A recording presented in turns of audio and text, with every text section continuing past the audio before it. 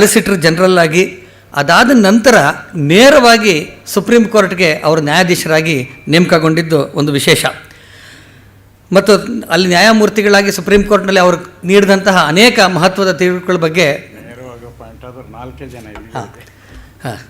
ಮಾನ್ಯ ರಾಮಜೋಯಿಸರು ಹೇಳ್ತಾ ಇದ್ದಾರೆ, ಸುಪ್ರೀಂ ಕೋರ್ಟ್ಗೆ ನೇರವಾಗಿ ಅಂದರೆ ಅವರು ಹೈಕೋರ್ಟಿಂದ ಅಲ್ಲಿಂದ ಹೋಗೋದಕ್ಕಿಂತ ನೇರವಾಗಿ ಅಪಾಯಿಂಟ್ ಆದವರು ಇಡೀ ನಮ್ಮ ಭಾರತದ ಇತಿಹಾಸದಲ್ಲಿ 4 ಜನ, ಅದರಲ್ಲಿ ಅವರು ಒಬ್ಬರು ಅಂತ ಹೇಳ್ತಾ ಇದ್ದಾರೆ.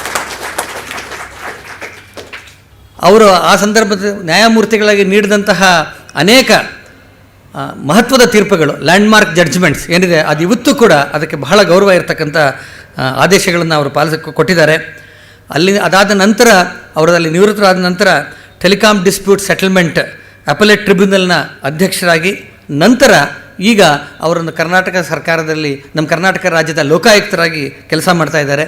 ಅಷ್ಟೇ ಅಲ್ಲ, ಇದ್ರ ಜೊತೆಗೆ ಹಲವು ಸಂಘ ಸಂಸ್ಥೆಗಳಲ್ಲಿ ಅದರ ಮುಖ್ಯಸ್ಥರಾಗಿ ಮಾರ್ಗದರ್ಶನ ಮಾಡ್ತಾ ಸಾರ್ವಜನಿಕ ಜೀವನವನ್ನು ಅವರು ಮಾಡ್ತಾ ಇದ್ದಾರೆ. ಅವರಿಗೆ ಗೋಖಲೆ ವಿಚಾರ ಸಂಸ್ಥೆಯ ಪರವಾಗಿ ಹಾಗೂ ತಮ್ಮೆಲ್ಲರ ಪರವಾಗಿ ನನ್ನ ಹಾರ್ದಿಕ ಸ್ವಾಗತವನ್ನು ಕೋರ್ತೀನಿ. ಮತ್ತು ಇವತ್ತಿನ ಕಾರ್ಯಕ್ರಮದ ಅಧ್ಯಕ್ಷತೆಯನ್ನು ವಹಿಸಿ ನಡೆಸ್ಕೊಡ್ಬೇಕು ಅಂತಲೂ ಅವ್ರನ್ನ ಕೇಳ್ಕೊಳ್ತೀನಿ. ನಾನು ಇವತ್ತು ಇಲ್ಲಿರ್ತಕ್ಕಂಥ ಇನ್ನೊಬ್ಬ ಮಹನೀಯರು ಸನ್ಮಾನ್ಯ ನ್ಯಾಯಮೂರ್ತಿಗಳಾದಂಥ ರಾಮಜೋಯಿಸ್ ಅವರು.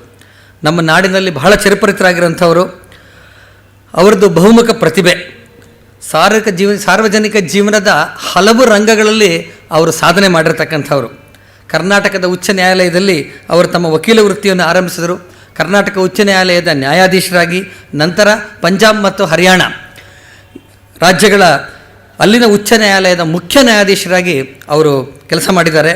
ಮತ್ತು ಕರ್ನಾಟಕದಲ್ಲಿದ್ದಾಗ ಮತ್ತು ಮುಖ್ಯ ನ್ಯಾಯಾಧೀಶರಾಗಿದ್ದಾಗ ಎಲ್ಲ ಸಂದರ್ಭದಲ್ಲೂ ಕೂಡ ಅವರು ಕೂಡ ಕೊಟ್ಟಿರ್ತಕ್ಕಂತಹ ಅನೇಕ ಐತಿಹಾಸಿಕ ಮಹತ್ವದ ತೀರ್ಪುಗಳು, ಲ್ಯಾಂಡ್ಮಾರ್ಕ್ ಜಡ್ಜ್ಮೆಂಟ್ಗಳು ನ್ಯಾಯಾಂಗದ ಇತಿಹಾಸದಲ್ಲೇ ಬಹಳ ಅಪರೂಪವಾದಂಥದ್ದು ಮತ್ತು ಒಂದು ದಿಕ್ಕನ್ನು ತೋರಿಸ್ತಕ್ಕಂಥ ಜಡ್ಜ್ಮೆಂಟ್ಗಳನ್ನು ಅವರು ಕೊಟ್ಟಿದ್ದಾರೆ. ಅದಾದ ನಂತರ ಅವರು ಬಿಹಾರ್ ಮತ್ತು ಜಾರ್ಖಂಡ್ ಅದರ ರಾಜ್ಯಪಾಲರಾಗಿ ಅಲ್ಲೂ ಕೂಡ ಅಪರೂಪದ ಸಂಗತಿಗಳನ್ನು ಮಾಡಿದ್ರು. ನಮ್ಮೆಲ್ಲರಿಗೂ ಗೊತ್ತಿರತಕ್ಕಂಥ ವಿಷಯನೇ. ಮತ್ತು ಕಾನೂನು ವಿಷಯದಲ್ಲಿ ಅತ್ಯಂತ ಪರಿಣಿತಿಯನ್ನು ಪಡೆದಿರ್ತಕ್ಕಂಥವರು ತಮ್ಮ ಬಿಡುವಿಲ್ಲದ ವಕೀಲರಾಗಿ, ನ್ಯಾಯಾಧೀಶರಾಗಿ ಆ ಎಲ್ಲ ಚಟುವಟಿಕೆಗಳ ಮಧ್ಯನೂ ಕೂಡ ಅನೇಕ ಗ್ರಂಥಗಳನ್ನು ರಚಿಸಿದ್ದಾರೆ. ಆ ಗ್ರಂಥಗಳು ಕೂಡ ಹೇಗೆ ಅವರ ಜಡ್ಜ್ಮೆಂಟ್ಗಳು ಒಂದು ಲ್ಯಾಂಡ್ಮಾರ್ಕು, ಅವರು ರಚಿಸಿರ್ತಕ್ಕಂಥ ಗ್ರಂಥಗಳು ಕೂಡ ಅಷ್ಟೇ ಮಹತ್ವವಾಗಿರ್ತಕ್ಕಂಥದ್ದು. 1974ರಲ್ಲೇ ಸಾರ್ವಜನಿಕ ಸೇವೆಗೆ ಸಂಬಂಧಪಟ್ಟಂಥ ಸರ್ವಿಸಸ್ ಅಂಡರ್ ದಿ ಸ್ಟೇಟ್ ಅಂತಕ್ಕಂಥ ಗ್ರಂಥವನ್ನು ಮತ್ತು ಭಾರತೀಯ ಕಾನೂನಿನ ಇತಿಹಾಸವನ್ನು ಕೂಡ ಅವರು ರಚಿಸಿದ್ದಾರೆ. Legal and constitutional history of India. ಈಗಾಗಲೇ ಅದು 3-4 ಮುದ್ರಣಗಳನ್ನು ಕಂಡಿದೆ. ಮತ್ತು ಇವತ್ತಿಗೂ ಕೂಡ ಕಾನೂನನ್ನು ಅಧ್ಯಯನ ಮಾಡ್ತಕ್ಕಂಥ ವಿದ್ಯಾರ್ಥಿಗಳಿಗೆ ಅದೇ ಟೆಕ್ಸ್ಟ್ ಬುಕ್ ಆಗಿರ್ತಕ್ಕಂಥದ್ದು. ಆ ಗ್ರಂಥಗಳು ಅಲ್ದಿರ ಸಾಮರಸ್ಯದ ದೃಷ್ಟಿಯಿಂದ national reconciliation for harmonious living ಈ ಗ್ರಂಥವನ್ನು ಕೂಡ ಬರೆದಿದ್ದಾರೆ. ಮತ್ತು ಮನುಸ್ಮೃತಿ ಮೇಲೆ ಬರೆದಿದ್ದಾರೆ.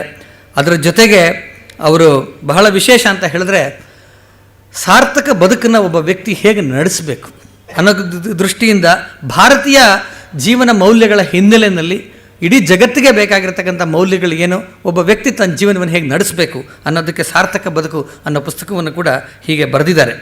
ಇದಲ್ದಿರ ನಾವೆಲ್ಲ ಓದ್ತಾನೆ ಇರ್ತೀವಿ, ಸಾಮಯಿಕ ವಿಷಯಗಳು ಏನು ಸಮಾಜಕ್ಕೆ, ರಾಷ್ಟ್ರಕ್ಕೆ ತಿಳಿಸ್ಬೇಕು ಅಂಥ ವಿಷಯಗಳ ಬಗ್ಗೆ ಅವರ ಲೇಖನಗಳನ್ನು ಬರಿತಾನೆ ಇರ್ತಾರೆ. ಅಂತ ರಾಮಜೋಯಿಸರು ಇವತ್ತಿನ ವಿಷಯದ ಬಗ್ಗೆ ಕುರಿತು ಮಾತನಾಡೋರಿದ್ದಾರೆ. ಇದ್ರ ಬಗ್ಗೆ ಕಳೆದ ವರ್ಷ ಈಗಾಗಲೇ ಅವರೊಂದು ಸಣ್ಣ ಪುಸ್ತಿಕೆಯನ್ನು ಕೂಡ ಪ್ರಕಟ ಮಾಡಿದ್ದಾರೆ. ಈಗ ಅವರು ನಮ್ಮ ರಾಜ್ಯಸಭೆಯ MP ಆಗು ಕೂಡ ಕರ್ನಾಟಕವನ್ನು ಪ್ರತಿನಿಧಿಸ್ತಾ ಇದ್ದಾರೆ. ರಾಮಜೋಯಿಸರು ಇವತ್ತಿನ ವಿಷಯವನ್ನು ಅವರು ಭಾಷಣ ಮಾಡ್ತಾರೆ. ಅವರಿಗೆ ಗೋಖಲೆ ಸಾರ್ವಜನಿಕ ವಿಚಾರ ಸಂಸ್ಥೆಯ ಪರವಾಗಿ ಹಾಗೂ ತಮ್ಮೆಲ್ಲರ ಪರವಾಗಿ ಹಾರ್ದಿಕ ಸ್ವಾಗತವನ್ನು ಕೋರ್ತೀನಿ.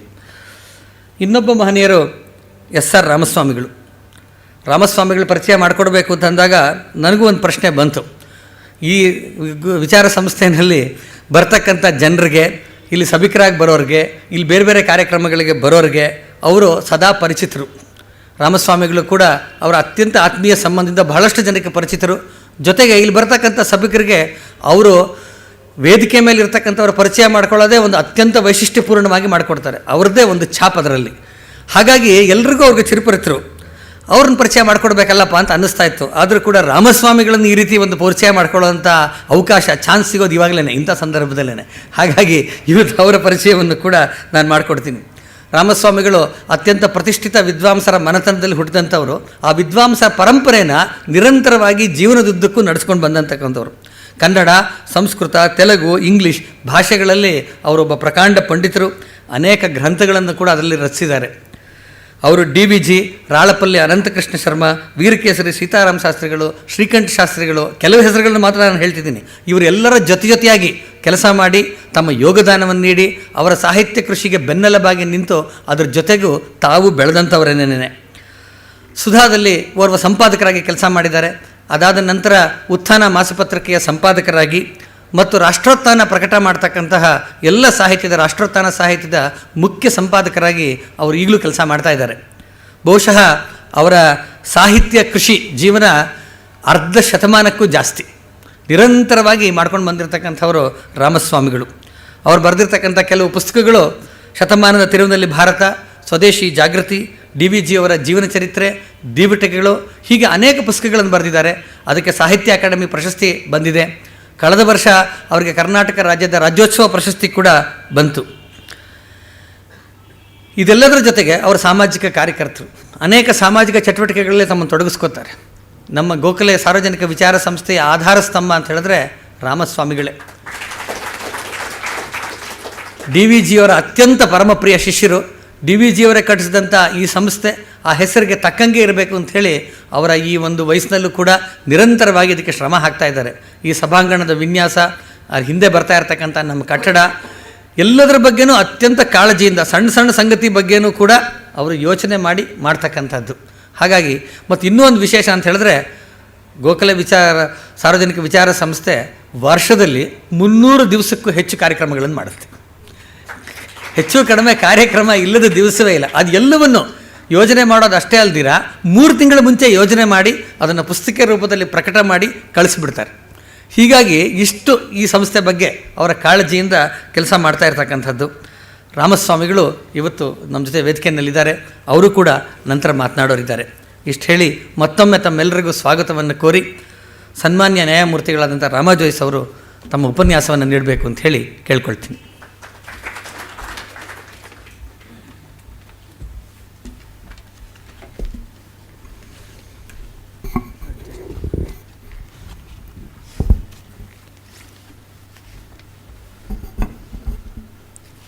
ಇಂದಿನ ಕಾರ್ಯಕ್ರಮದ ಅಧ್ಯಕ್ಷರಾದ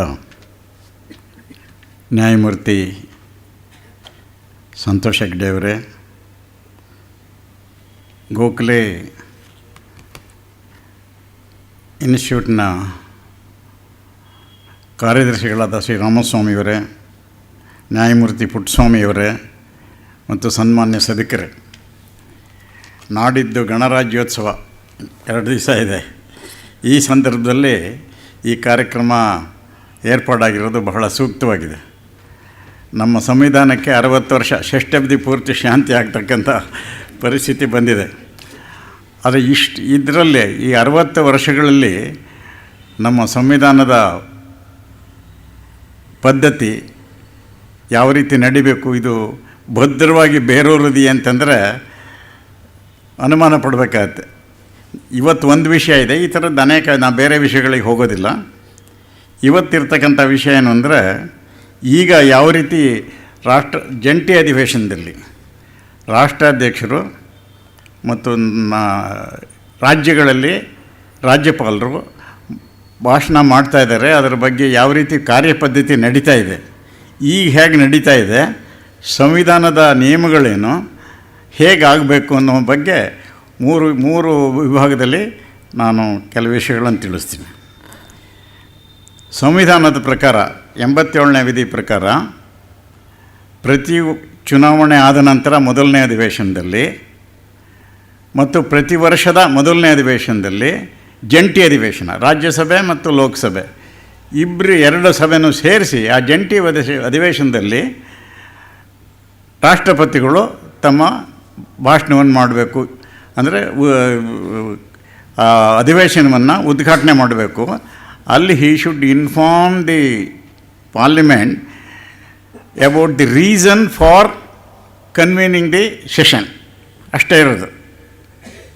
ಅದಾದಮೇಲೆ ಅವ್ರು ಏನಾರು ಏನು ರೆಫರ್ ಮಾಡ್ತಾರೋ ಅದರ ಬಗ್ಗೆ ಚರ್ಚೆ ನಡಿಬೇಕು ಅಂತಕ್ಕಂಥ 2 ವಿಷಯ ಇದೆ. ಈಗ ಏನಾಗ್ತಾಯಿದೆ ಅಂತಂದರೆ ಸರ್ಕಾರ ಇವತ್ತು ನಮಗೆಲ್ಲರಿಗೂ ಗೊತ್ತಿರೋ ಹಾಗೆ ಇವತ್ತು ಮನಮೋಹನ್ ಸಿಂಗ್ ಸರ್ಕಾರ ಅಂತ ಹೇಳ್ತೀವಿ, ಇಲ್ಲಿ ಯಡಿಯೂರಪ್ಪನ ಸರ್ಕಾರ, Congress government, BJP government, BSP government ಅಂತ ನಾವು ಹೇಳ್ತೀವಿ. ಆ ಸರ್ಕಾರದವರು ತಮ್ಮ ಕಾರ್ಯಕ್ರಮ ಏನು ಅಥವಾ ತಾವು ಏನೇನು ಸಾಧನೆ ಮಾಡಿದ್ದೀವಿ ಒಂದು ವರ್ಷದಲ್ಲಿ ಅದನ್ನೆಲ್ಲ ಸೇರಿಸಿ ಪಟ್ಟಿ ಮಾಡ್ತಾರೆ. ಅವ್ರ ರಾಜಕೀಯ ದೃಷ್ಟಿಯಿಂದ ಏನೇನು ಬೇಕೋ ಎಲ್ಲ ಬರ್ಕೋತಾರೆ. ನಾವು ಹಾಗೆ ಮಾಡಿದ್ವಿ, ಹೀಗೆ ಮಾಡಿದ್ವಿ ಅಂತೆಲ್ಲ. ಅದನ್ನು ರಾಷ್ಟ್ರಪತಿಗಳ ಕೈಲಿ ಮತ್ತು ಅಥವಾ ಗವರ್ನರ್ ಕೈನಲ್ಲಿ ಓದಿಸೋದು, ಅದು ಅವರ ಸ್ಪೀಚ್ ಅಂತ ನಾವು ಹೇಳ್ತೀವಿ. ಅದು ಜವಾಹರ್ಲಾಲ್ ನೆಹರೂರ ಹೇಳಿದ್ದಾರೆ, ಇದು ಸ್ಪೀಚ್ ಪ್ರೆಸಿಡೆಂಟ್ರದ್ದಲ್ಲ, ಇದು ಗೌರ್ಮೆಂಟ್ ಪಾಲಿಸೀಸ್ ಆ್ಯಂಡ್ ಪ್ರೋಗ್ರಾಮ್ಸ್. ಆದರೂ ಸಹ ಪ್ರೆಸಿಡೆಂಟು ಭಾಷಣ ಮಾಡ್ತಾರೆ, ಗವರ್ನರ್ಗಳು ಭಾಷಣ ಮಾಡ್ತಾರೆ. ಈಗ ನಾನು ರಾಜ್ಯಪಾಲನಾಗಿದ್ದೆ ಜಾರ್ಖಂಡಲ್ಲಿ. ನಾನು ಭಾಷಣ ಮಾಡಿದ್ದು ಶುರು ಮಾಡಿ ಮುಗಿಯೋ ತನಕ ಅದು ಓದೋದು 1 ಗಂಟೆ ಆಗುತ್ತೆ ಹೆಚ್ಚು ಕಮ್ಮಿ, ಅಷ್ಟು ಬರೆದಿರ್ತಾರೆ. ಯಾಕೆಂದರೆ ಸರ್ಕಾರದವ್ರು ತಮ್ಮದೆಲ್ಲ ಏನೇನು ಮಾಡಿದ್ವಿ ಅಂತ ಹೇಳಬೇಕಲ್ಲ. ಅದು ಓದ್ತಾ ಇದ್ದರೆ ವಿರೋಧ ಪಕ್ಷದವರು ಡೌನ್ ವಿತ್ ಚೀಫ್ ಮಿನಿಸ್ಟರ್ ಓದಿ ಏನೋ ಕೂಗ್ತಲೇ ಇರ್ತಾರೆ, ಯಾರಿಗೂ ಒಂದು ಪದ ಅರ್ಥ ಆಗಲ್ಲ.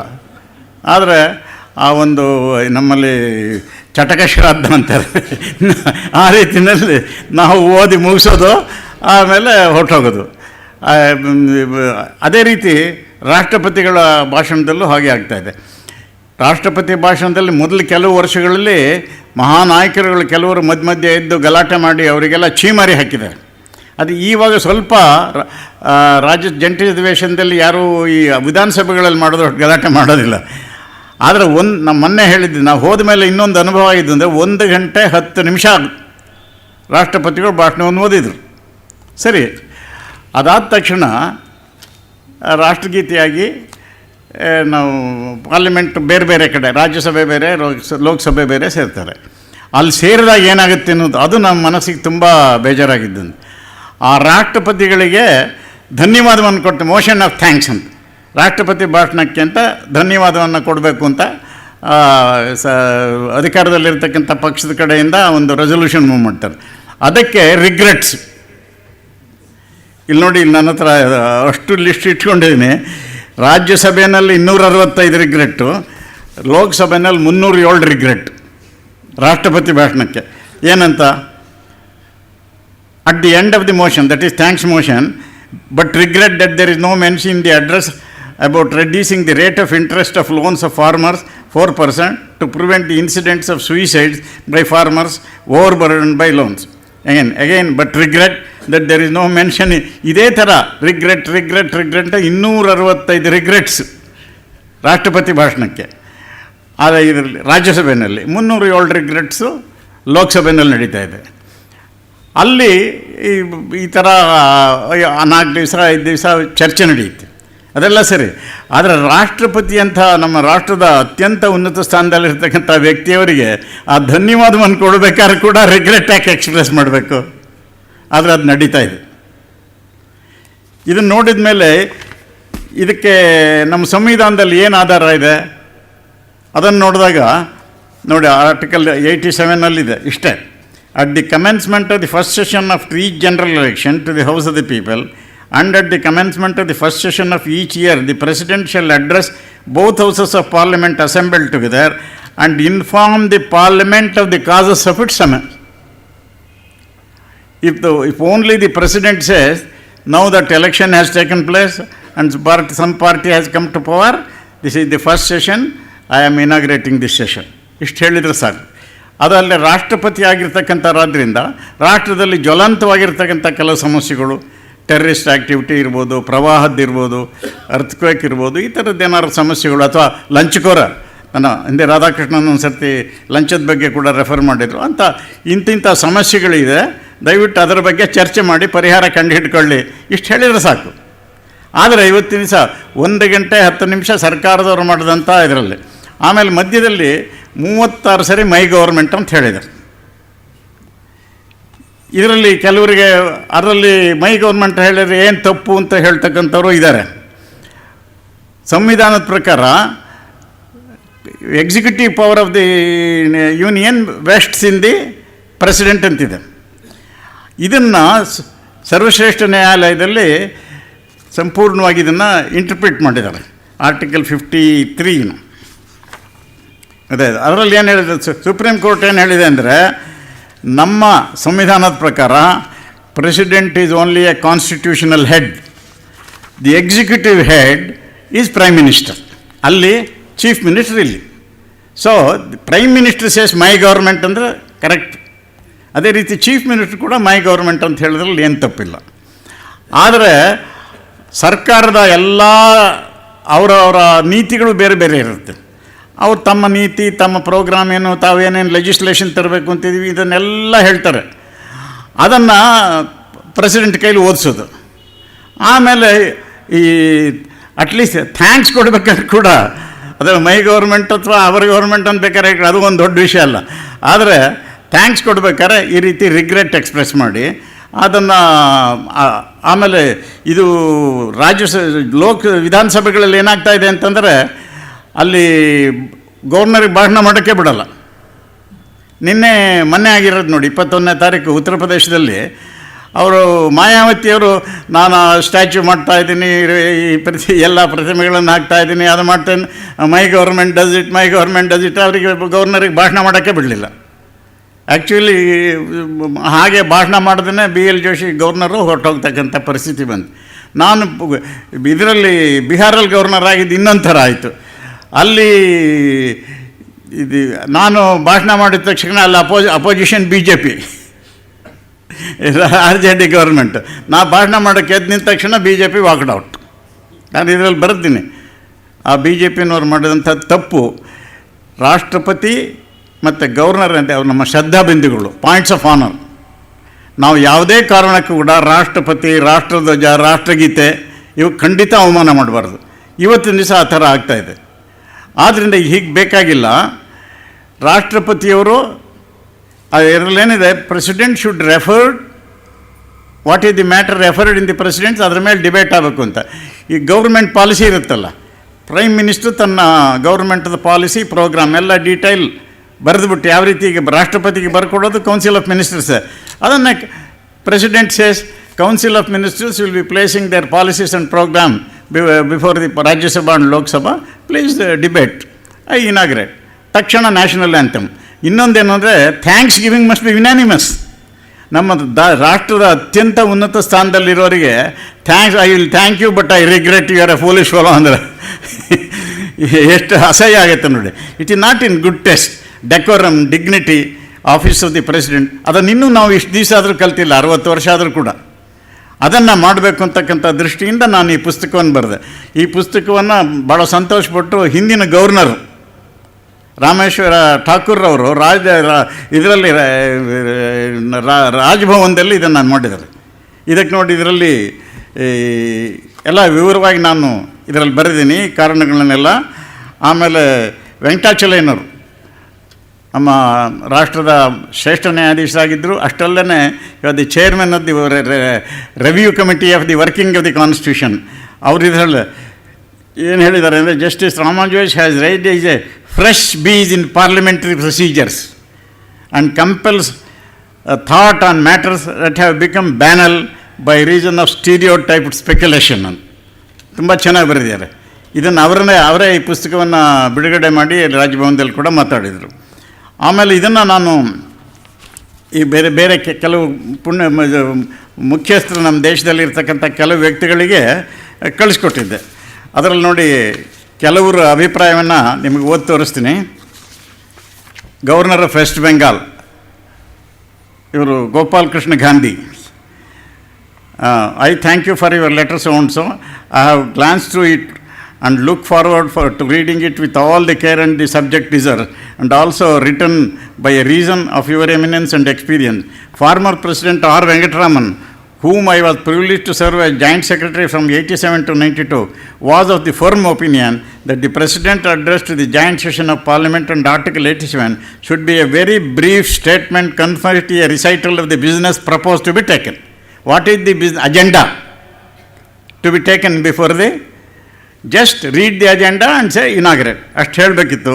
In my experience as the governor of West Bengal, I too have felt the breach of decorum during governor's address. ಅದು every day we are seeing. ಅದಾದಮೇಲೆ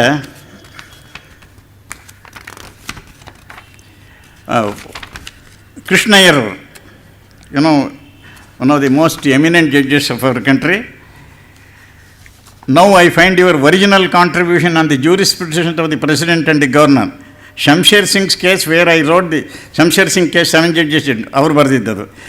Where I wrote the parliamentary jurisprudence of cabinet government has been refined by you by adding some new dimensions which surely will be controversial but deserves national debate ಅಂತ ಅವ್ರು ಹೇಳಿದ್ದಾರೆ.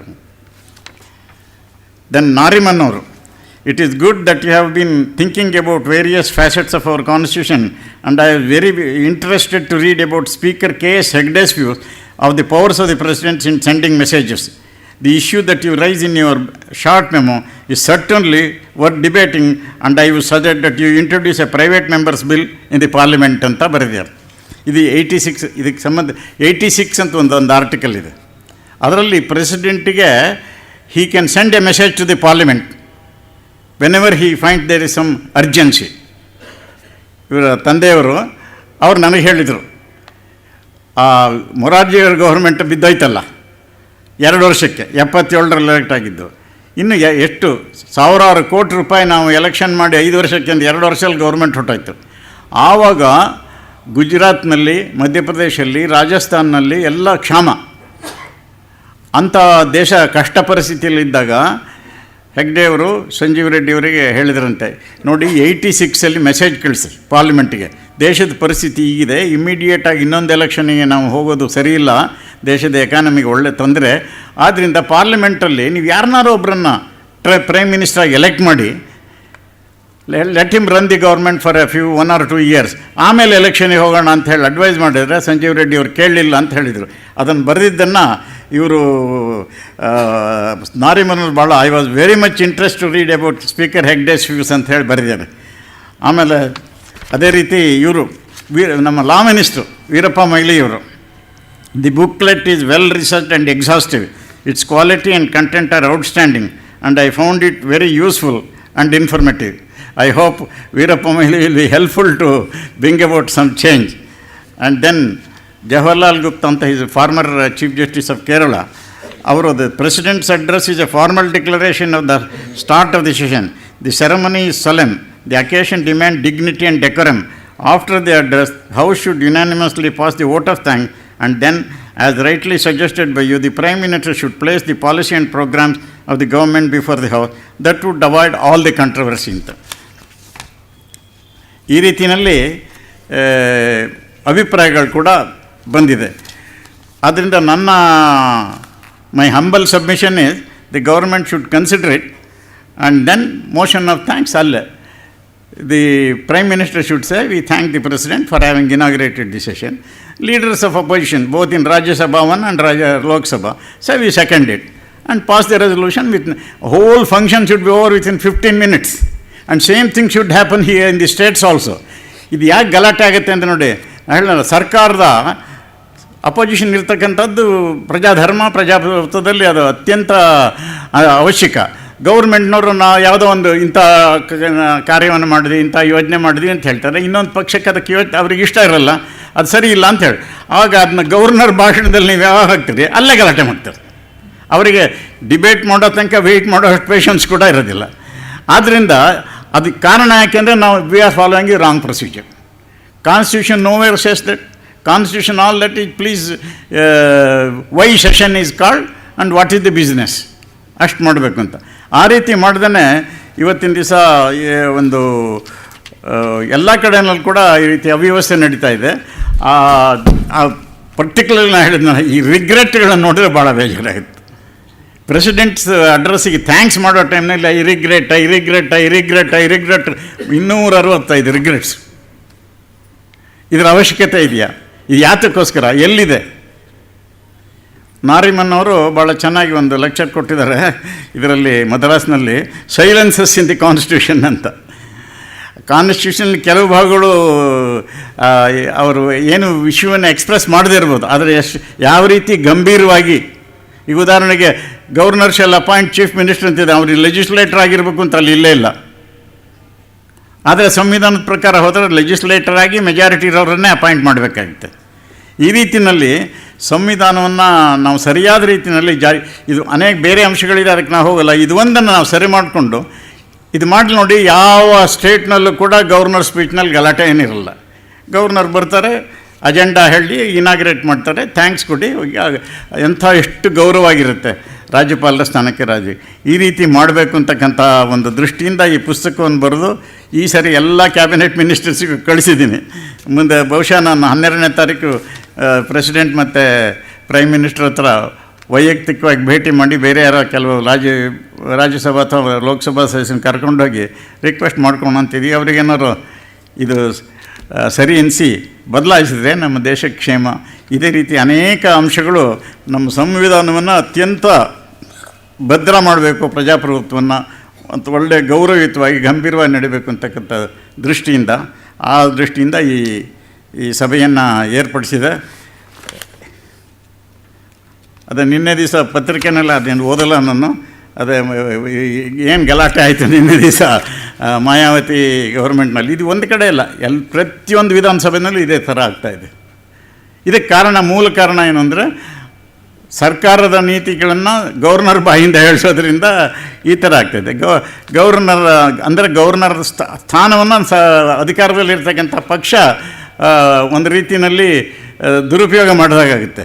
ಆ ರೀತಿ ಆಗಬಾರ್ದು ಅಂತಕ್ಕಂಥದ್ದೇ ಒಂದು ಉದ್ದೇಶ ಮತ್ತು ಒಂದು ಒಳ್ಳೆ ಸತ್ಸಂಪ್ರದಾಯ ಉಂಟಾಗಲಿ ಅಂತ ಇಷ್ಟು ಹೇಳಿ ನನ್ನ ಮಾತನ್ನು ಮುಗಿಸ್ತೀನಿ.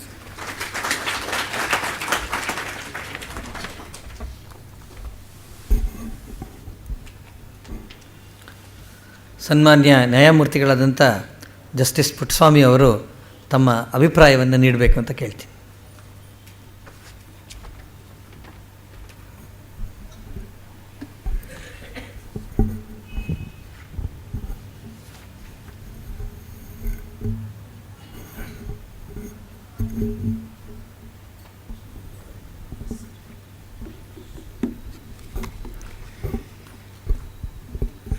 Respected and eminent speakers occupying the dais and my friends.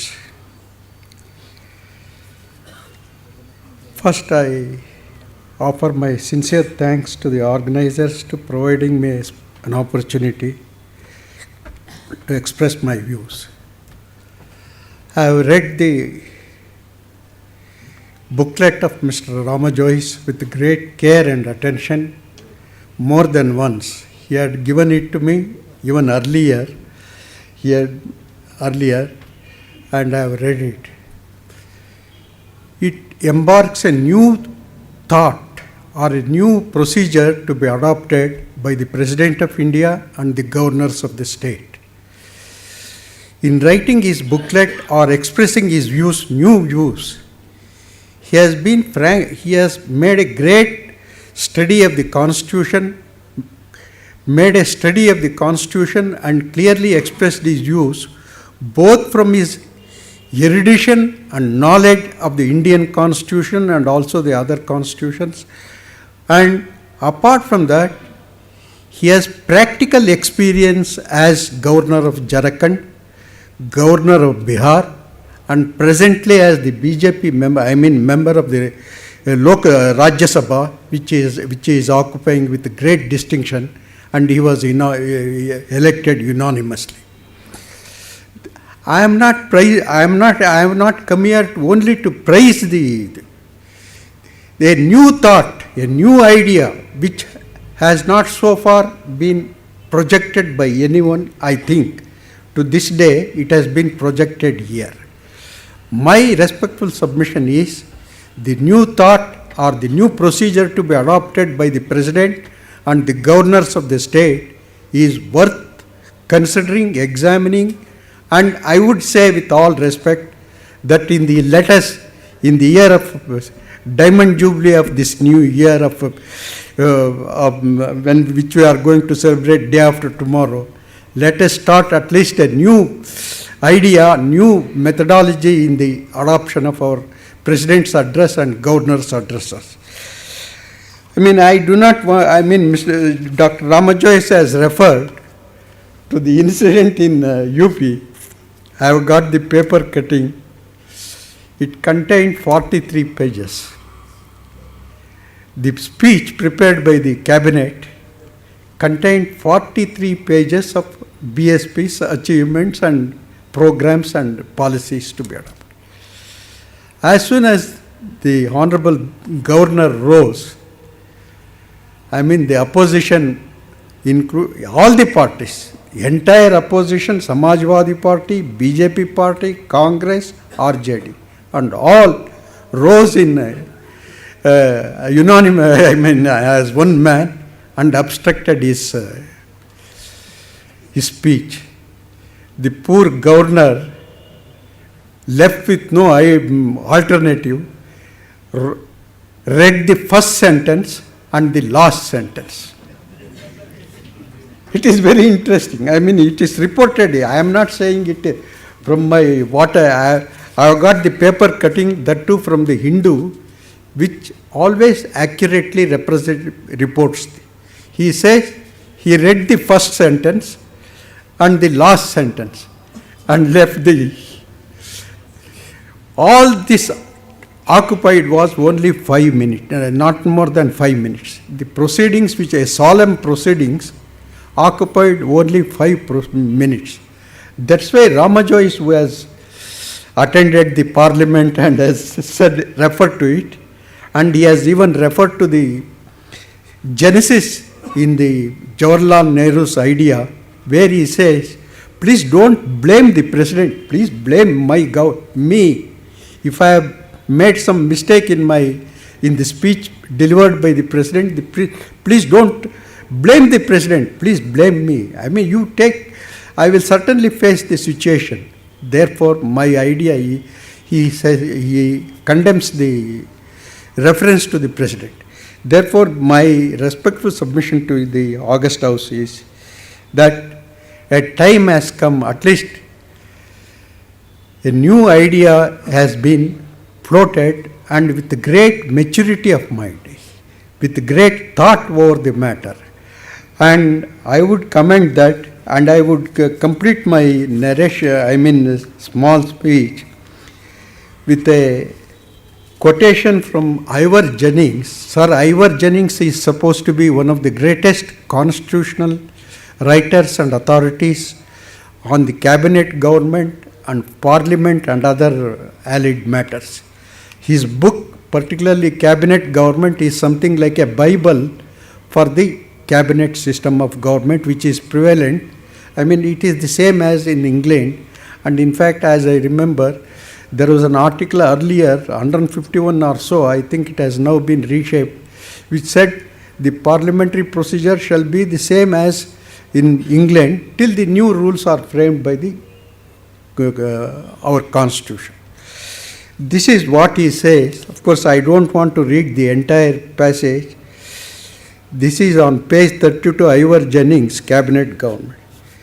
The Queen's task is only to secure a government, not to try to form a government which is likely to forward a policy of which she approves. To do so would be to engage in party politics. It is moreover essential to the belief in the monarch's impartiality. We must read monarch's impartiality to the president's impartiality or the governor's impartiality. Monarch's impartiality, not only that she should in fact act impartially, but she should appear to act impartially. The only method by which this can be demonstrated clearly is to send at once for the leader of the opposition. That is, in fact, what Justice Hegde had said, and Ramajoyce has referred in extenso. If only President Sanjeev Reddy, of course, whom I knew well also, whom I had met him on more than one occasion, and had even written his memoirs, but he had sent it to press also. He withdrew the memoirs because it contained many controversials. I met him in Anantapur on my way to Raichur. he told me that he had withdrawn. Of course, I think it did not see the light of the day. My respectful submission is that it is high time at least we must change. There is the saying, old order changeth, giving place to new. Let the old order change, giving place to new, to the what my friend Mr. Dr. Ramajoy has taken pains to place in the small booklet which he has elaborated, and to which eminent people like Sir V.R. Krishnaiyer, Falin Nariman, and others have subscribed their, have supported it. At least it requires a national debate at the highest level. And of course, as one my friend Ramajoy said, he may introduce a bill itself. I do not think it is necessary to introduce a bill. If the President accepts this proposal and makes it in the new, when the session, that becomes a precedent. A precedent, if it is followed by all, it becomes a convention. A convention becomes a law. That is how in the British Parliament, therefore, all that requires is a precedent has to be established. Who has to establish? Who has to bell the cat? Somebody must bell the cat. The best person to bell the cat is the President of India. I would request the President of India to do so. Thanks. With these few words, I sincerely thank all of you.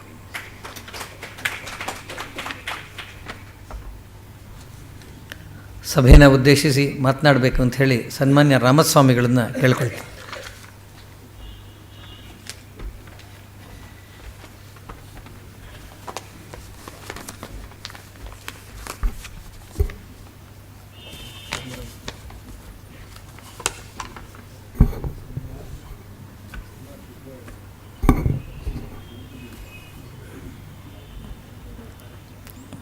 Bharat ಸಂವಿಧಾನದ ಮತ್ತು ಗಣರಾಜ್ಯದ 60ನೇ ವರ್ಷದ ಆಚರಣೆಯ ನಿಮಿತ್ತವಾಗಿ ಗೋಖಲೆ ಸಂಸ್ಥೆ ಹಮ್ಮಿಕೊಂಡಿರುವ ಸರಣಿಯ ಮೊದಲ ಕಾರ್ಯಕ್ರಮದಲ್ಲಿ ನಾವೆಲ್ಲ ಸೇರಿದ್ದೀವಿ. 60 ವರ್ಷ ಕಳೆದ ಮೇಲೂ ವಿವಿಧ ಸಮಸ್ಯೆಗಳನ್ನು ಎದುರಿಸಿಯೂ ಏಕರಾಷ್ಟ್ರವಾಗಿ ನಾವು ಮುಂದುವರೆದಿರೋದು ಕಡಿಮೆ ಸಾಧನೆ ಏನಲ್ಲ. ಜಗತ್ತಿನ 10 ರಾಷ್ಟ್ರಗಳು ಇಂಥ ಕ್ಷಮತೆಯನ್ನು ತೋರಿಸಿಲ್ಲ. ಭಾರತದಂಥ ದೊಡ್ಡ ದೇಶವನ್ನು ಏಕಸೂತ್ರಿತಗೊಳಿಸಿರೋದು ನಮ್ಮ ಸಂವಿಧಾನದ ಭದ್ರವಾದ ನೆಲೆಗಟ್ಟು. ಇದನ್ನು ನಾವು ಯಾರೂ ಮರಿಬಾರದು. ನಮ್ಮ ದೇಶಕ್ಕೆ ಸ್ವಾತಂತ್ರ್ಯ ಬಂದ ದಿವಸ ಅಂದರೆ 1947 ಆಗಸ್ಟ್ 15 DVG ಅವರು ಕೊಟ್ಟ ಹೇಳಿಕೆಯ ಒಂದೆರಡು ಮಾತುಗಳನ್ನು ಈಗ ಸ್ಮರಿಸಬೇಕು ಅಂತ ಅನಿಸಿದೆ. ಕೋಟ್: ಎಲ್ಲ ದೊಡ್ಡ ಸಂತೋಷಗಳ ಹಿಂದೆಯೂ ಜವಾಬ್ದಾರಿ ಬೆನ್ನು ಹತ್ತಿರುತ್ತದೆ. ಮದುವೆ ಹಬ್ಬದಲ್ಲಿ ಮುಂದಿನ ಸಂಸಾರದ ಜವಾಬ್ದಾರಿ, ಮಗು ಹುಟ್ಟಿದ ಆನಂದದಲ್ಲಿ ಅದರ ಬೆಳವಣಿಗೆಯ ಜವಾಬ್ದಾರಿ ಇದ್ದೇ ಇರುತ್ತದೆ.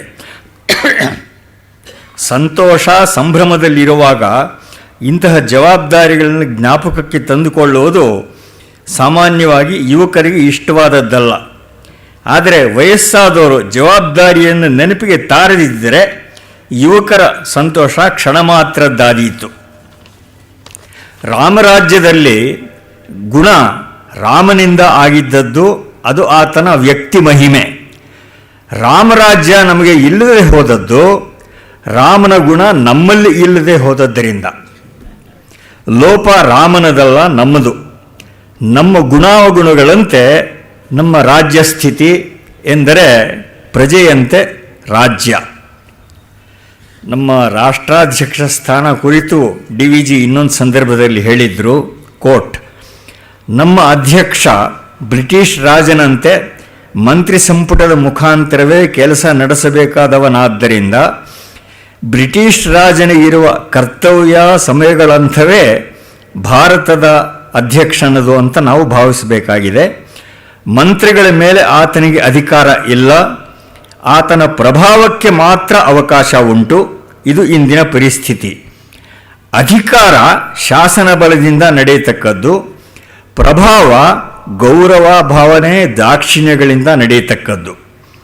ಇಂಥ ಪ್ರಭಾವಕ್ಕೆ ಅವಕಾಶ ಇರಬೇಕೆಂದೇ ನಮ್ಮ ರಾಜ್ಯ ನಿಬಂಧನೆ ರಾಷ್ಟ್ರಾಧ್ಯಕ್ಷನಿಗೆ ಸರ್ಕಾರದ ಆಡಳಿತದ ಏರ್ಪಾಡುಗಳನ್ನು ಕುರಿತು ತಿಳುವಳಿಕೆ ಸಂಪಾದಿಸಿಕೊಳ್ಳಲು ಸೌಕರ್ಯವನ್ನು ಉಂಟು ಮಾಡಿಕೊಟ್ಟಿದೆ ಅನ್ಕೋಟ್. ಇದು ಸಂಗ್ರಹವಾಗಿ ಸಂವಿಧಾನ ನಿರ್ದೇಶನದ ಆಕಾರ. ಪ್ರತಿಯೊಂದು ಅಧಿವೇಶನದ ಆರಂಭದಲ್ಲಿ ಸಂಸತ್ತಿನ ಎರಡೂ ಸದನಗಳ ಸಂಯುಕ್ತ ಸಮಾವೇಶವನ್ನು ಕುರಿತು ರಾಷ್ಟ್ರಾಧ್ಯಕ್ಷರು ಭಾಷಣ ಮಾಡಬೇಕು ಅಂತ ಸಂವಿಧಾನದ 87ನೇ ವಿಧಿ ಸೂಚಿಸಿದೆ. ರಾಜ್ಯಗಳಿಗೆ ಸಂಬಂಧಿಸಿದ ಹಾಗೆ ಅದೇ ಪದ್ಧತಿಯನ್ನು 176ನೇ ವಿಧಿ ಅನುವೃತ್ತಿ ಮಾಡಿದೆ. ಈ ಕಟ್ಟಳೆ ಅನುಸರಣೆ ಈಗ ಹೇಗೆ ಆಗ್ತಾ ಇದೆ, ಇದರಲ್ಲಿ ಯಾವ ಸುಧಾರಣೆಗಳು ಆಗಬೇಕಾಗಿದೆ ಅನ್ನೋದನ್ನು ಕುರಿತು ಸನ್ಮಾನ್ಯ ನ್ಯಾಯಮೂರ್ತಿ ರಾಮಜೋಯಿಸರು, ಸನ್ಮಾನ್ಯ ನ್ಯಾಯಮೂರ್ತಿ ಪುಟ್ಟಸ್ವಾಮಿ ಅವರು ಹೇಳಿದ್ದಾರೆ. ಈಗ ಆತಂಕಕ್ಕೆ ಕಾರಣವಾಗಿರುವ ಸಂಗತಿ ಅಂದರೆ ಪ್ರಚಲಿತ ರೀತಿ ನೀತಿಗಳು ಸಂಸತ್ತಿನ ಹಾಗೂ ರಾಜ್ಯ ಶಾಸನ ಸಭೆಗಳ ಘನತೆಗೆ ಕುಂದು ತರುವ ರೀತಿಯಲ್ಲಿ ನಡೀತಾ ಇವೆ. ಈ ಅಸ್ತವ್ಯಸ್ತತೆ 2 ಕಾರಣಗಳಿಂದ ಉಂಟಾಗಿದೆ. ಒಂದು ಸಂವಿಧಾನಿಕವಾದ ಕಾರಣ, ಇನ್ನೊಂದು ಆಚರಣೆಗೆ ಸಂಬಂಧಿಸಿದ್ದು. ಸಂವಿಧಾನಿಕ ಸಮಸ್ಯೆ ಅಂದರೆ ತಾಂತ್ರಿಕವಾಗಿ ರಾಷ್ಟ್ರಾಧ್ಯಕ್ಷರಿಗೆ ಸರ್ಕಾರದ ಕಾರ್ಯಾಂಗ ಅಧೀನವಾದ್ದು ಅಂತ 53ನೇ ವಿಧಿ ಇದೆ. ಆದರೆ ಸಚಿವ ಸಂಪುಟದ ಸಲಹೆಯಂತೆಯೇ ಅಧ್ಯಕ್ಷರು ಕೆಲಸ ಮಾಡಬೇಕು ಅಂತ 74ನೇ ವಿಧಿಯ ಸೂಚನೆ ಇದೆ. ಆಚರಣೆಯ ಸ್ತರದಲ್ಲಿ ಉಂಟಾಗಿರುವ ಸಮಸ್ಯೆ ಏನು ಅದನ್ನು ರಾಮಜೋಯಿಸರು ಸ್ಪಷ್ಟಪಡಿಸಿದ್ದಾರೆ. ಅಧ್ಯಕ್ಷರು ಮಾಡಬೇಕಾದ ಭಾಷಣದಲ್ಲಿ ತತ್ಕಾಲೀನ ಸರ್ಕಾರದ 10 ಧೋರಣೆಗಳ ಉಲ್ಲೇಖ ಮಾಡಿಸೋ ಪರಿಪಾಟಿ ಯಾಕೋ ಬೆಳೆದುಬಿಟ್ಟಿದೆ. ಹೀಗಿರೋದ್ರಿಂದ ಅಧ್ಯಕ್ಷರ ಅಥವಾ ರಾಜ್ಯಪಾಲರ ಭಾಷಣವನ್ನು ಔಪಚಾರಿಕ ಅಂತ ಭಾವಿಸೋದಕ್ಕೆ ಬದಲಾಗಿ ಸದಸ್ಯರು ಅದನ್ನು ಇತರ ಮಾಮೂಲು ಮಸೂದೆಗಳಂತೆ ಗಣಿಸಿ ಚರ್ಚಿಸಿ ಏನೇನೋ ತಿದ್ದುಪಡಿಗಳನ್ನೆಲ್ಲ ಮಂಡಿಸುವ ರೂಢಿ ಬೆಳೆದಿದೆ. ಹೀಗೆ ವಾಸ್ತವವಾಗಿ ಕಾರ್ಯಾಂಗ ಅಂದರೆ ಸಂಪುಟ ವಹಿಸಬೇಕಾದ ಭಾರವನ್ನು ಅಧ್ಯಕ್ಷರಿಗೆ ಆರೋಪ ಮಾಡಿದೆ. ಪರಿಣಾಮವಾಗಿ ಸಂಸತ್ತಿನ ಅಥವಾ ವಿಧಾನಸಭೆಯ ಅಧಿವೇಶನದ ಆರಂಭ ಆ ಉನ್ನತ ವೇದಿಕೆಗಳ ಘನತೆಯ ಸಂಕೇತ ಆಗಿರಬೇಕು ಎನ್ನುವ ಆಶಯ ಮರೆತೇ ಹೋಗಿದೆ. ಇದು ಅನಿವಾರಣೀಯ ಸಮಸ್ಯೆ ಏನಲ್ಲ. ಪುಟ್ಟಸ್ವಾಮಿಯವರು ಸೂಚನೆ ಮಾಡಿದ ಹಾಗೆ ಆರೋಗ್ಯಕರ ರೀತಿ ರಿವಾಜುಗಳು, ಕನ್ವೆನ್ಷನ್ಸ್ ಅನುಸರಣೆ ಇದ್ದರೆ ಈ ಕ್ಲೇಶಗಳು ಬರಬಾರದು. ಆದರೆ ಈಗ ಅಂಥ ಸನ್ನಿವೇಶ ಕಾಣ್ತಾ ಇಲ್ಲವಾದ್ದರಿಂದ ಉಪಯುಕ್ತವೂ ವ್ಯವಹಾರ್ಯವೂ ಆದ ರಾಮಜೋಯಿಸರು ಕೊಟ್ಟಂಥ ಸಲಹೆಗಳನ್ನು ಗಂಭೀರವಾಗಿ ಪರಿಶೀಲಿಸಬೇಕಾಗಿದೆ. ಇಲ್ಲಿಯ ಪರಾಮರ್ಶನೆಯ ಫಲಿತ ಅಭಿಪ್ರಾಯವನ್ನು ರಾಷ್ಟ್ರಾಧ್ಯಕ್ಷರಿಗೆ ಇತರ ವರಿಷ್ಠರ ಗಮನಕ್ಕೆ ತರೋ ಪ್ರಯತ್ನವನ್ನು ನಾವು ಮಾಡ್ತೀವಿ. ಎಲ್ಲಕ್ಕಿಂತ ಮುಖ್ಯವಾದ ಸಂಗತಿ ಎಂದರೆ ರಾಜ್ಯಾಂಗದ ಮೂರ್ತ ಪ್ರತೀಕ ಅಂತ ನಾವು ಪರಿಗಣಿಸುವ ಲಾಂಛನಗಳಿಗೆ ಮತ್ತು ಅಧಿಕಾರ ಸ್ಥಾನಗಳಿಗೆ ಸದಾ ಗೌರವ ಸಲ್ಲಲೇಬೇಕು. ಈ ಆಧಾರ ಸೂತ್ರವನ್ನು ನಾವು ಶಿಥಿಲಗೊಳಿಸಬಾರದು. ಯಾವುದೇ ವ್ಯವಸ್ಥೆಯಲ್ಲಿ ಸರ್ವೋಚ್ಚ ಅಧಿಕಾರ ಸ್ಥಾನದ ಗೌರವವನ್ನು ಕಳೆದರೆ ಯಾರಿಗೂ ಆಸರೆ ಉಳಿಯೋದಿಲ್ಲ. ಕಳ್ಳರು, ಕೊಲೆಗಾರರು ಕೂಡ ರಕ್ಷಣೆಗೋಸ್ಕರ ನ್ಯಾಯ ವ್ಯವಸ್ಥೆಯನ್ನೇ ಅವಲಂಬಿಸಬೇಕಾಗತ್ತೆ. ಹೀಗೆ ಸಭ್ಯತೆಯ ರಕ್ಷಣೆ ನೈತಿಕ ಅಗತ್ಯ ಮಾತ್ರವಲ್ಲ, ವ್ಯಾವಹಾರಿಕ ಅನಿವಾರ್ಯತೆಯೂ ಆಗಿದೆ. ಈ ಹಿನ್ನೆಲೆಯಲ್ಲಿ ಯಾವ ಪರಿಸರದಲ್ಲಿ ಇವತ್ತಿನ ಈ ಪರಾಮರ್ಶೆ ನಡೀತಾ ಇದೆ ಅನ್ನೋದನ್ನು ಗಮನಿಸಬೇಕಾಗಿದೆ. ಈ ಯಾವ ಪರಿಸರದಲ್ಲಿ ಈ ಬದಲಾವಣೆಗಳು ಅವಶ್ಯಕತೆಯನ್ನು ನಾವು ಪರಿಶೀಲನೆ ಮಾಡ್ತಾ ಇದ್ದೀವಿ ಅನ್ನೋದನ್ನು ನಾವು ಅರ್ಥ ಮಾಡ್ಕೋಬೇಕಾಗಿದೆ. ಒಂದು ಇತ್ತೀಚಿನ ಘಟನೆ ನೆನಪು ಮಾಡ್ತೀನಿ. ಈಗ 3 ವಾರ ಹಿಂದೆ ಇದೇ ತಿಂಗಳ ಮೊದಲ ವಾರದಲ್ಲಿ 97ನೇ ಇಂಡಿಯನ್ ಸೈನ್ಸ್ ಕಾಂಗ್ರೆಸ್ ಕೇರಳದ ತಿರುವನಂತಪುರದಲ್ಲಿ ನಡೆಯಿತು. ಜಗತ್ತಿನ ಎಲ್ಲ ಕಡೆಗಳಿಂದ ಅಗ್ರಮಾನ್ಯ ವಿಜ್ಞಾನಿಗಳು ಸೇರಿದ್ದರು. ಸಮಾವೇಶವನ್ನು ಮಾನ್ಯ ಪ್ರಧಾನಮಂತ್ರಿಗಳು ಉದ್ಘಾಟಿಸೋದಕ್ಕೆ ಬಂದಿದ್ದರು. ಆದರೆ ಇಂಥ ಸಂದರ್ಭಗಳಲ್ಲಿ ನಡೆಯಬೇಕಾದ ಹಾಗೆ ರಾಷ್ಟ್ರಗೀತೆಯ ಗಾಯನ ಅಥವಾ ವಾದನ ಅಲ್ಲಿ ನಡೆಯಲೇ ಇಲ್ಲ. ಅನೇಕರಿಗೆ ಇದು ತುಂಬ ವಿಚಿತ್ರ ಅಂತ ಅನ್ನಿಸ್ತು. ಆಮೇಲೆ ಪತ್ರಿಕೆಗಳ ವರದಿಗಳಿಂದ ತಿಳಿದು ಬಂದದ್ದು, ಆ ಸಂದರ್ಭದಲ್ಲಿ ರಾಷ್ಟ್ರಗೀತೆ ಅನಾವಶ್ಯಕ ಅಂತ ಪ್ರೈಮ್ ಮಿನಿಸ್ಟರ್ಸ್ ಆಫೀಸ್ನಿಂದನೇ ಸೂಚನೆ ಹೋಗಿತ್ತಂತೆ. ಅಂಥ ಪ್ರತಿಷ್ಠಿತ ಸಂದರ್ಭದಲ್ಲಿ ರಾಷ್ಟ್ರಗೀತೆಯ ಹಾಡಿಕೆ ಸಂತೋಷದ ಸಂಭ್ರಮದ ಸಂಗತಿ ಎನಿಸಬೇಕಾಗಿತ್ತು. ಹಾಗಾಗದಿದ್ದರೆ ಹೋಗಲಿ, ನಿಯಮಾನುಸರಣೆ ಆದರೂ ಆಗಬೇಕಾಗಿತ್ತಲ್ಲ. ಪ್ರೋಟೋಕಾಲ್ ರೂಢಿಯಂತೆ ರಾಷ್ಟ್ರಾಧ್ಯಕ್ಷರು, ಉಪರಾಷ್ಟ್ರಪತಿಗಳು, ಪ್ರಧಾನಮಂತ್ರಿಗಳು, ರಾಜ್ಯಪಾಲರು ಭಾಗವಹಿಸುವ ಸಮಾರಂಭಗಳಲ್ಲಿ ರಾಷ್ಟ್ರಗೀತೆ ಇರೋದು ಕಡ್ಡಾಯ. ಈ ಸಾಂಕೇತಿಕ ಆಚರಣೆ ಈಗ ಅಲಕ್ಷ್ಯಕ್ಕೆ ತುತ್ತಾಯಿತು. ನಮ್ಮ ಸಾರ್ವಜನಿಕ ಜೀವನದಲ್ಲಿ ಎಂಥ ಯಾಂತ್ರಿಕತೆ ಬಂದುಬಿಟ್ಟಿದೆ ಅನ್ನೋದಕ್ಕೆ ಉದಾಹರಣೆಯಾಗಿ ಇದನ್ನು ಹೇಳಿದೆ. ಸಭ್ಯತೆಯಿಂದ ಎಷ್ಟು ದೂರ ನಾವು ಬಂದುಬಿಟ್ಟಿದ್ದೀವಿ ಅನ್ನೋದಕ್ಕೆ ನಿದರ್ಶನಗಳು ಬೇಕಾದಷ್ಟು ಕೊಡಬಹುದು. ಇನ್ನೊಂದು ಇತ್ತೀಚಿನ ಘಟನೆಯನ್ನು ಸ್ಮರಣೆ ಮಾಡಬಹುದು. ನಾವೆಲ್ಲ ನಾಚಿಕೆ ಪಡಬೇಕಾದಂಥ ವರ್ತನೆ ನಮ್ಮ ಕರ್ನಾಟಕ ವಿಧಾನಸಭೆಯಲ್ಲೇ ನಡೆಯಿತು ಕಳೆದ ಡಿಸೆಂಬರ್ 30ನೇ ತಾರೀಕು. ಸ್ಪೀಕರ್ ಅಧ್ಯಕ್ಷರ ಚುನಾವಣೆ ಆಗಬೇಕಾಗಿತ್ತು. 3 ಪ್ರಮುಖ ಪಕ್ಷಗಳ ಸಂಖ್ಯಾಬಲ ಖಚಿತವಾಗಿ ತಿಳಿದಿತ್ತು. ಆದ್ದರಿಂದ ಅದು ಅವಿರೋಧವಾಗಿ ಆಯ್ಕೆ ಆಗಬಹುದಾಗಿತ್ತು. ಆದರೆ ವಿಪಕ್ಷಗಳು ಅದಕ್ಕೆ ಅವಕಾಶ ಕೊಡಲಿಲ್ಲ.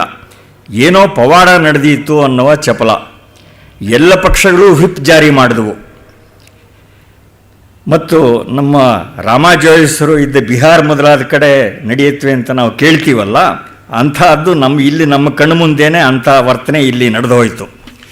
JDS ಶಾಸಕರೊಬ್ಬರು ಅಧ್ಯಕ್ಷ ಪೀಠದ ಕಾಗದ ಪತ್ರಗಳನ್ನು ಹರಿದು ಹಾಕಿದ್ರು. ಅದೇ ಪಕ್ಷದ ಇನ್ನೊಬ್ಬ ಶಾಸಕರು ಅಧ್ಯಕ್ಷ ಪೀಠದ ಮೈಕನ್ನೇ ಕಿತ್ತಿ ಎಸೆದರು. ಹೀಗೆ ವಿಧಾನಸಭೆ ರಣರಂಗವೇ ಆಗೋಯಿತು. ವಿಷ್ಣುವರ್ಧನರಿಗೆ ಶ್ರದ್ಧಾಂಜಲಿ ಅರ್ಪಿಸುವ ಸನ್ನಿವೇಶವನ್ನು ಕೂಡ ನಾಚಿಕೆ ಇಲ್ಲದೆ ಎಲ್ಲ ಪಕ್ಷಗಳು ದುರ್ಬಳಕೆ ಮಾಡಿಕೊಂಡವು. ಹೀಗೆ ಶಾಸನ ಸಂಸ್ಥೆಗೆ ಮಾತ್ರವಲ್ಲದೆ ಶಾಸಕರು ತಮ್ಮನ್ನು ಆಯ್ಕೆ ಮಾಡಿದ ಜನತೆಗೂ ಕೂಡ ಅಪಮಾನ ಮಾಡಿದ್ದಾರೆ. ಇಂಥವರು ಶಾಸಕರಾಗಿರೋದಕ್ಕೆ ಅರ್ಹರೇ? ಇಂಥ ನಡವಳಿಕೆಗೆ ದಂಡನೆ ಆಗಬೇಡವೇ? ಇದು ಸಾರ್ವಜನಿಕರು ಯೋಚಿಸಬೇಕಾದ ವಿಷಯ. ಕೆಲವು ಸಲ ನಮ್ಮ ಮಾಧ್ಯಮಗಳು ಕೂಡ ಈ ಅತ್ಯುಚ್ಚ ಅಧಿಕಾರ ಸ್ಥಾನಗಳ ಬಗ್ಗೆ ಲಘುವಾಗಿ ನಡೆದುಕೊಂಡ ಪ್ರಸಂಗಗಳು ಇವೆ. ನಾನು ಮಾಧ್ಯಮಗಳನ್ನು ಟೀಕೆ ಮಾಡೋದಕ್ಕೆ ಇಷ್ಟಪಡೋದಿಲ್ಲ. I am myself A media person. ಆದರೂ ಕೆಲವು ಅಂಶಗಳನ್ನು ಗಮನಿಸಬೇಕಾಗಿದೆ. ನಾನು ಎಷ್ಟೋ ಸಲ ಪ್ರೆಸ್ ಕೌನ್ಸಿಲ್ ಮೊದಲಾದ ವೇದಿಕೆಗಳಿಗೆ ನಾನು ದೂರು ಕೊಟ್ಟಿರೋದುಂಟು. ಪ್ರಯೋಜನ ಆಗಲಿಲ್ಲ ಬಿಡಿ. ಆದರೆ ನಾನು ಕಂಪ್ಲೇಂಟ್ ಮಾಡಿದ್ದ ಅಂಥ ಒಂದು ಪ್ರಸಂಗವನ್ನು ಉದಾಹರಣೆಗೋಸ್ಕರ ಹೇಳ್ತೇನೆ. ಶಂಕರ್ ದಯಾಳ್ ಶರ್ಮಾ ಅವರು ಅಧ್ಯಕ್ಷರಾಗಿದ್ದಾಗ ನಡೆದದ್ದು. ಅವರು ಅಧ್ಯಕ್ಷರಾಗುವ ವೇಳೆಗೆ ವೃದ್ಧರಾಗಿದ್ದರು, ನಮಗೆಲ್ಲ ಗೊತ್ತಿದೆ. ಒಂದು ದಿನ ಸಂಸತ್ ಭವನದಿಂದ ಹೊರಡುವಾಗಲೋ ಏನೋ ಹೆಜ್ಜೆ ತಪ್ಪಿ ಬಿದ್ದುಬಿಟ್ರು. ಮಾರನೇ ದಿವಸ ಇಂಡಿಯನ್ ಎಕ್ಸ್ಪ್ರೆಸ್ ಮೊದಲಾದ ಪತ್ರಿಕೆಗಳು ಆ ಚಿತ್ರ ಪ್ರಕಟಿಸಿ ವ್ಯಾಖ್ಯಾನ ಮಾಡಿದವು. ಹೇಳಲೇಬೇಕಾದ್ರೆ ಅದನ್ನು ತಟಸ್ಥವಾಗಿ ವರದಿ ಮಾಡಬಹುದಾಗಿತ್ತು. ಆದರೆ ಪತ್ರಿಕೆಗಳು ಶಂಕರ್ ದಯಾಳ್ ಶರ್ಮಾ ಅವರನ್ನು ಲೇವಡಿ ಮಾಡಿ ಬರೆದರು. ವ್ಯಕ್ತಿಗತವಾಗಿ ಅವರು ಏನೇ ಇರಲಿ, ಅವರು ರಾಷ್ಟ್ರದ ಅತ್ಯುನ್ನತ ಸ್ಥಾನದಲ್ಲಿ ಇರೋರು ಅಂತ ನಾವು ಗಮನಿಸಬೇಡವಾ?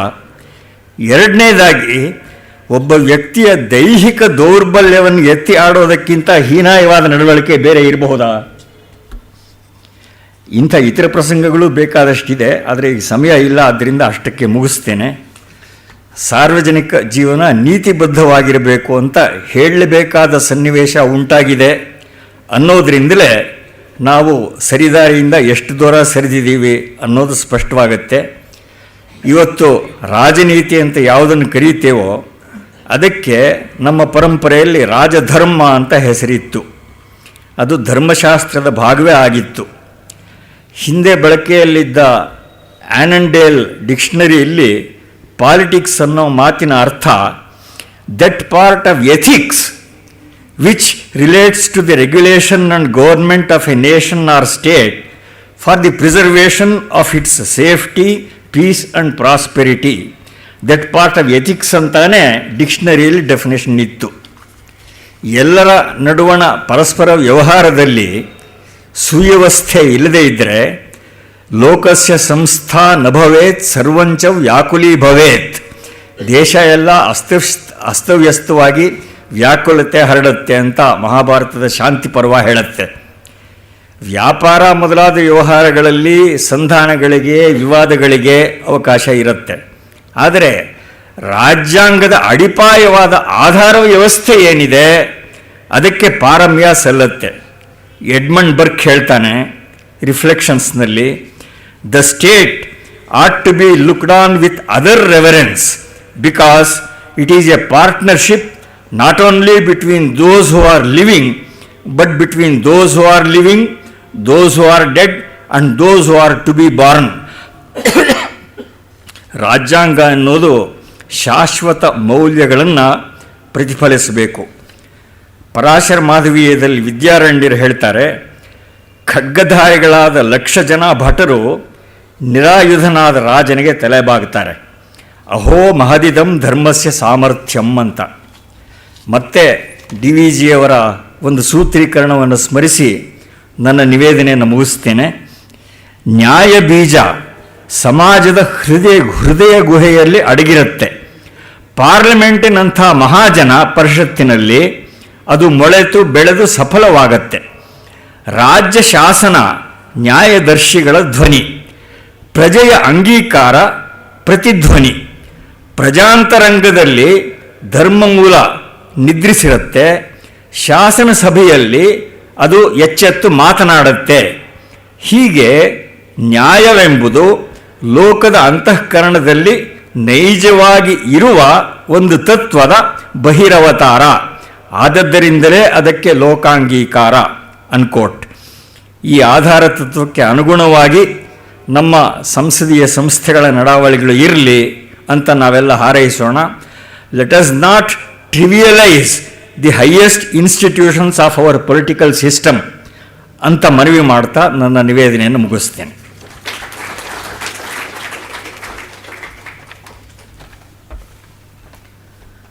ಅಧ್ಯಕ್ಷ ಭಾಷಣ ಮಾಡಬೇಕು ಅಂತ ಹೇಳಿ ಸನ್ಮಾನ್ಯ ನ್ಯಾಯಮೂರ್ತಿಗಳಾದ ಸಂತೋಷ ಗಿಡ್ಡಿ ಅವರನ್ನ ಕೇಳ್ಕೊಳ್ತೀನಿ.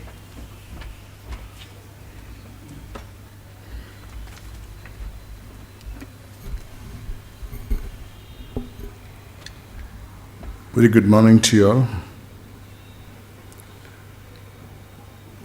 Respected Justice M. Rama Joyce, Sri S.R. Ramaswamy, all the distinguished guests in the audience.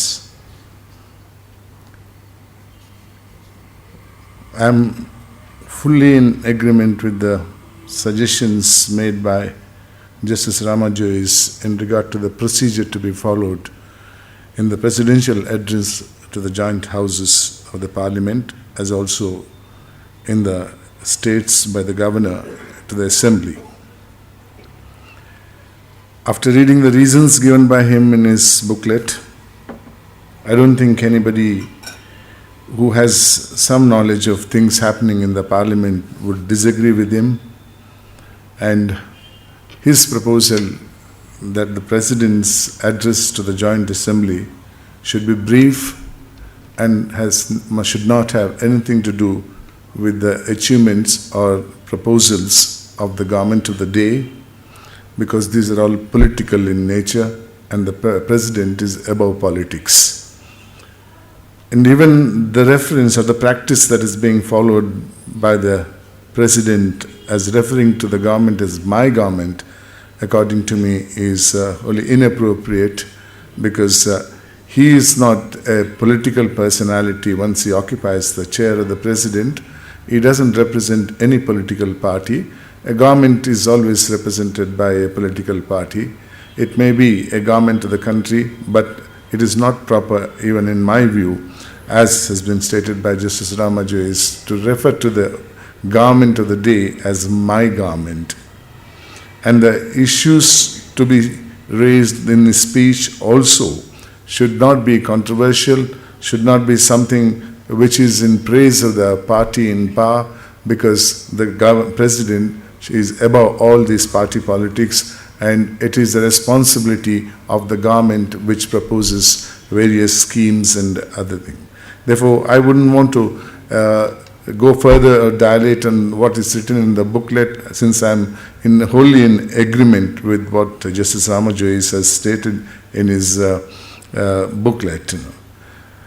Taking further from what Sri Ramaswamy said about the people who represent us in the various elected bodies, especially in the parliament, so far as I'm concerned, I would like to read out certain excerpts from a paper prepared by me, which was dedicated to late Justice Nittu Srinivas Rao. The subject of the paper was titled as "What is Left of Democracy in India?" In that paper, I discussed the various organs of the Constitution and vis-a-vis the debates of in the Constituent Assembly, what the Constitution's framers expected these organs to be. Coming to the question of the legislature and what the Constituent Assembly expected the legislature to be in a democratic republic, there were very large discussions were there, and after the decision was taken that they wanted a representative form of government of the people, by the people, and for the people. Comparing what was in the mind of the Constituent Assembly along with what is happening today, I would like to point out from what the material that I had reflected in my paper. It is reported that it costs 1.23 crores to run a day's session in Parliament, which is calculated in minutes. It comes to 23,085 rupees per minute of the Parliament session. In return, what the work the members of the Parliament do is reflected in the statement of the Honourable Speaker, Mr. Somnath Chatterjee, made on 19th of February 2009, when some members of the Parliament stormed the well of the Lok Sabha, shouting choicest expletives. The Honourable Speaker then said, and I quote, "You do not deserve one paise of public money. I think Parliament should be adjourned sine die. Public money should not be spent on useless allowances for you. I express my greatest annoyance and condemnation."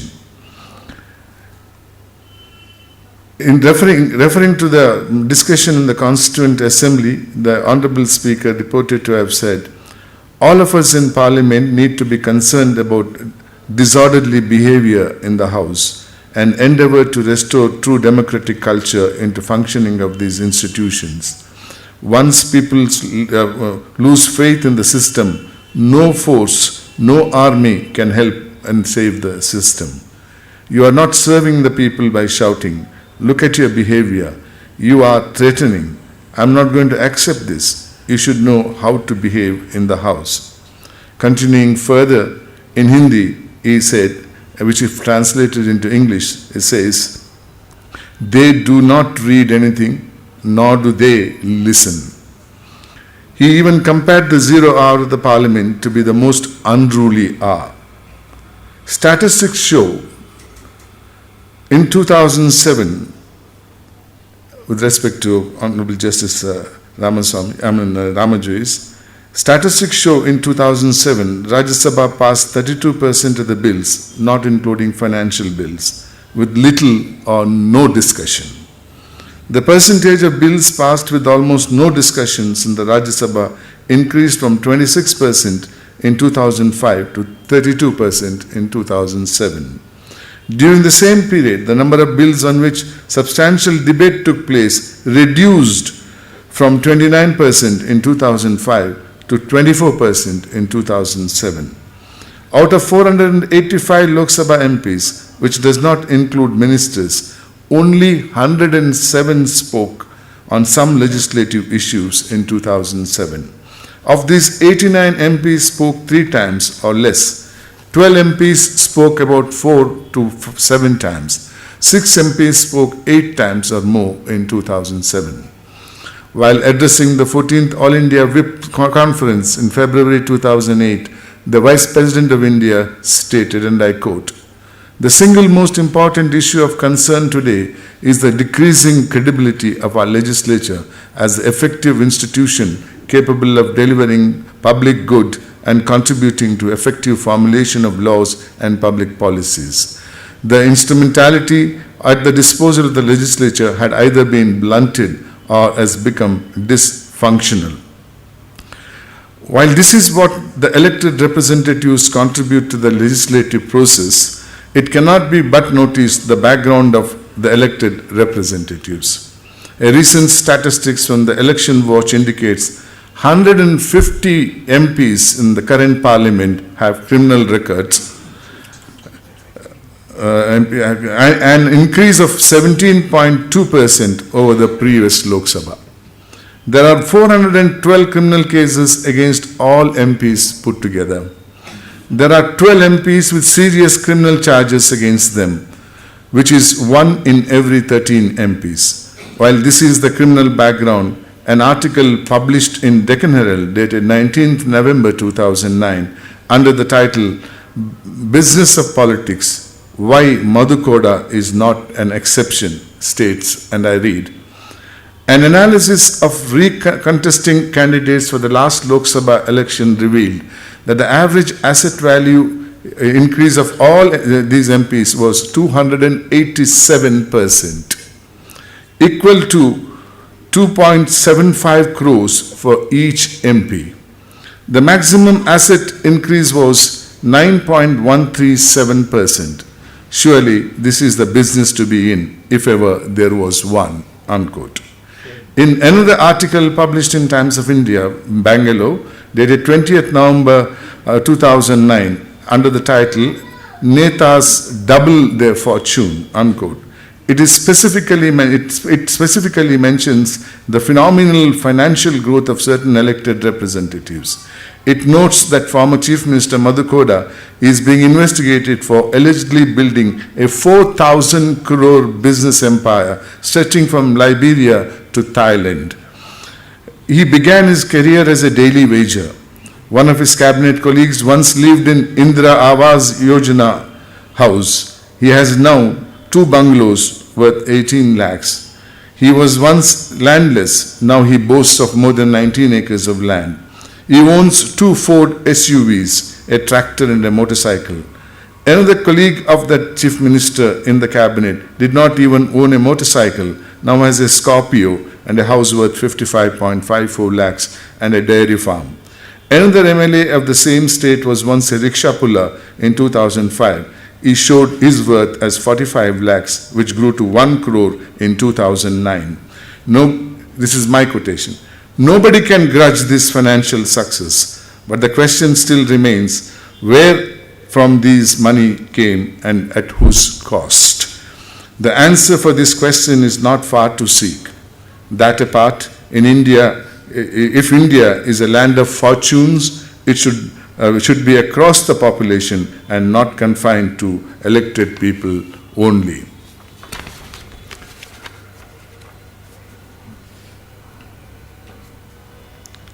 Well, I think I have enough statistics, otherwise I've given sufficient statistics. It is in this background, if the first citizen of the country is called upon to address the joint parliamentary session, the members consisting of this quality. There is nothing surprising what happened in the UP Assembly the other day or in the Karnataka Assembly on the 30th of December. It is in this context, should the first President of India be made to face such remarks coming from, which is there in the quotation in the booklet of Justice Rama Joyce. It's an insult not only to the chair, but it's an insult to the nation.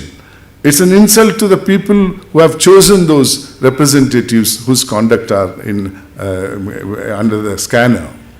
As a matter of fact, if UP governor recently started his speech by reading the first sentence and ended it by reading the last sentence and didn't want it to continue, it's no surprise at all. And I won't be surprised in the next similar situation, the president himself might walk out instead of the members of the parliament walk out.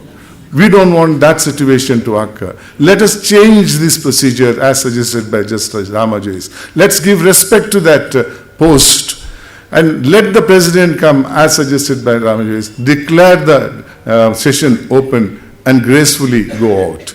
Let there be no discussion on vote of thanks and let us take it for granted motion of thanks and all. Let us take it for granted the House has approved this thing. Because once you allow discussion on this, once the mic goes into the hand of these so-called elected members, then I think what comes out of their mouth may be mostly unparliamentary than the real parliamentary system and all.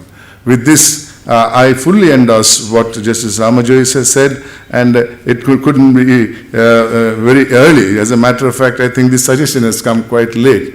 60 years of Republic is quite a long period. I myself, as Justice Puttaswamy put it in a different manner, but I myself had an occasion to comment on the democracy in India.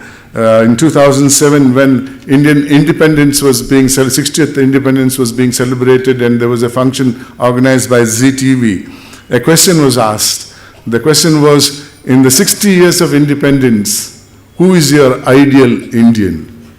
And I myself said, it is that person who suffered all the indignities and maladministration for the last 60 years and still upheld the democracy in this country. That Aam Aadmi is my ideal Indian. I added a postscript to that by saying, but then let not the people who are elected think that this patience is permanent. No, everything has a limitation, everything has an end, and when that patience ends, then we do not know what will be the situation. I thank the organizers for giving me this opportunity, and I congratulate Justice Ramajoyce for coming out with this booklet and with this idea, and I think we should join our hands in supporting his suggestions. Thank you very much.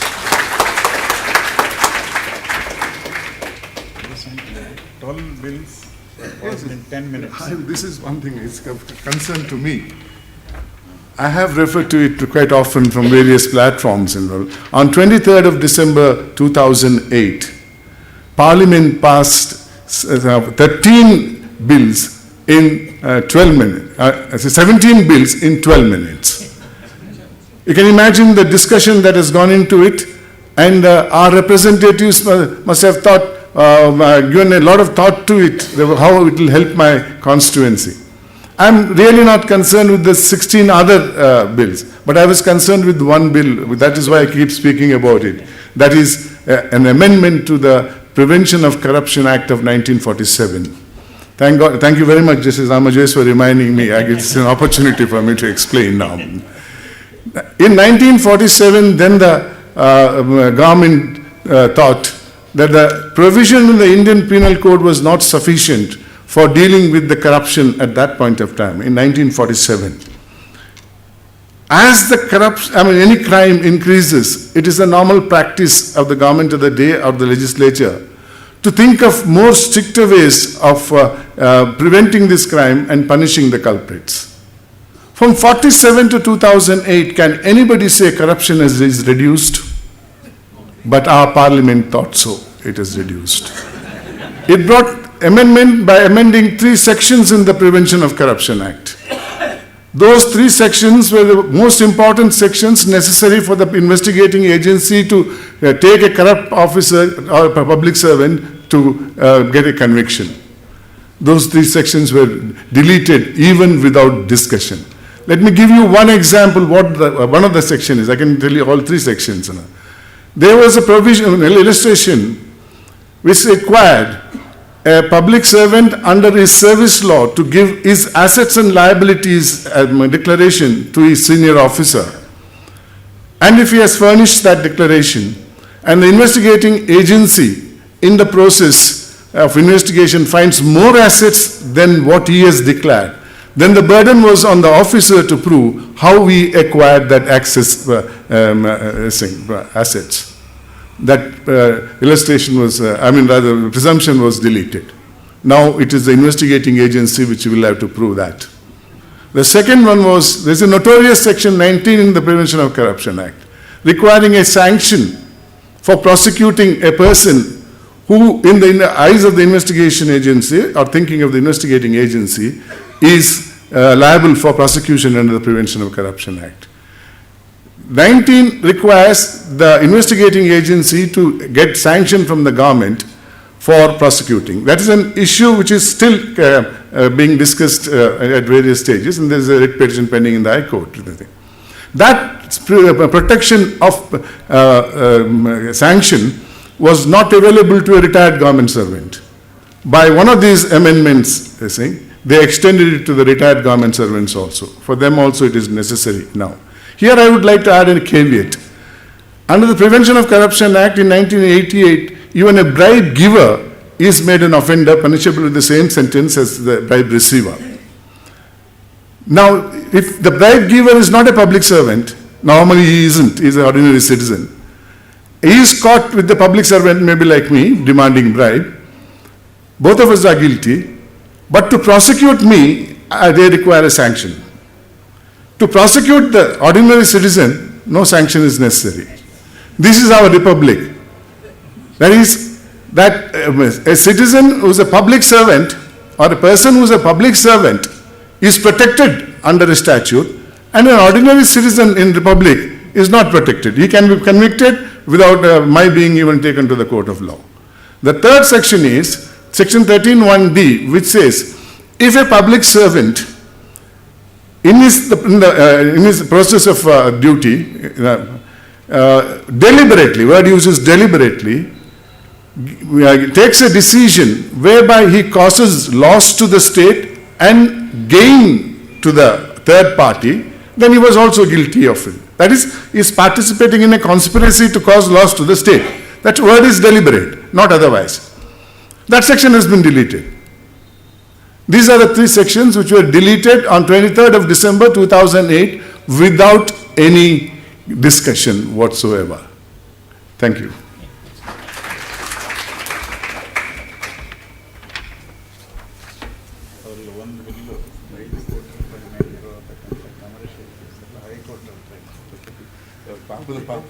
ನಾಲ್ಕು ಜನ ತಜ್ಞರು ಪರಿಣಿತರು ಮಂಡಿಸಿರ್ತಕ್ಕಂಥ ವಿಚಾರಗಳನ್ನು ನಾವೆಲ್ಲ ಕೂಡ ಕೇಳಿದ್ದೀವಿ.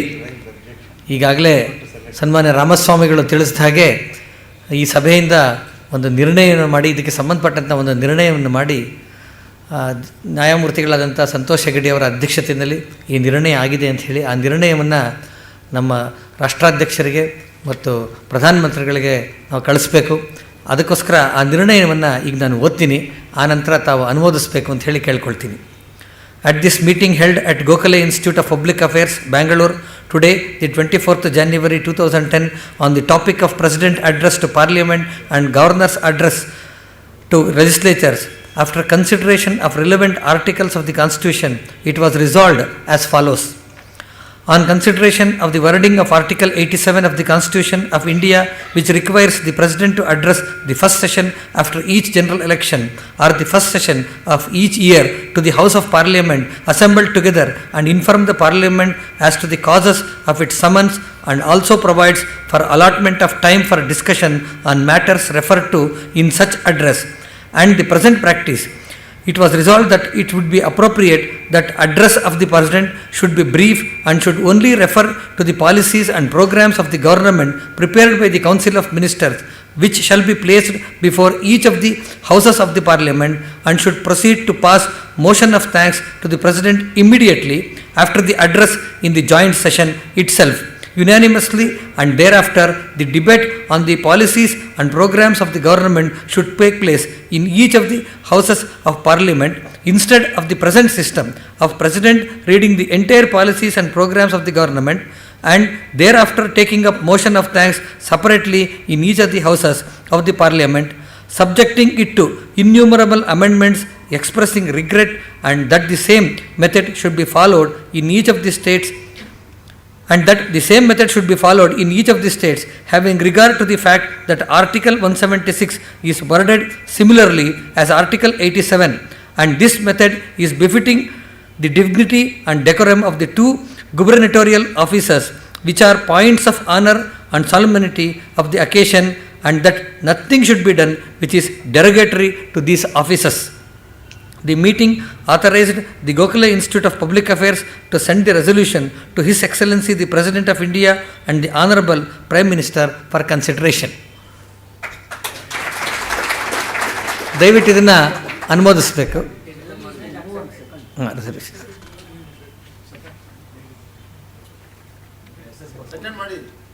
ತಮ್ಮ ಹೆಸರು ಹೇಳಬೇಕು ದಯವಿಟ್ಟು. MS ನಾಗರಾಜ್, ಶ್ರೀನಿವಾಸನ್, ಸುದರ್ಶನ್. ಆಯಿತು, ಹಾಕಿದ. ಧನ್ಯವಾದಗಳು. ಈಗ ನಮ್ಮ ಈ ಕಾರ್ಯಕ್ರಮದ ಕಡೆಯ ಭಾಗ ವಂದನಾರ್ಪಣೆ.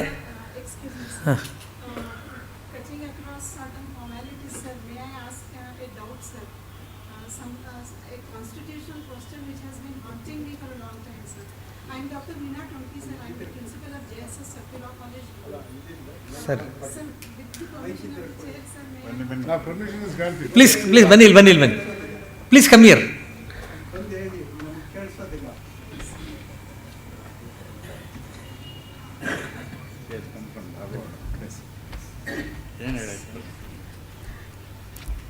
Sorry, sir, I am not confining myself to the procedures. Actually, after the president's speech, I should not have taken this. It happens in parliament regularly.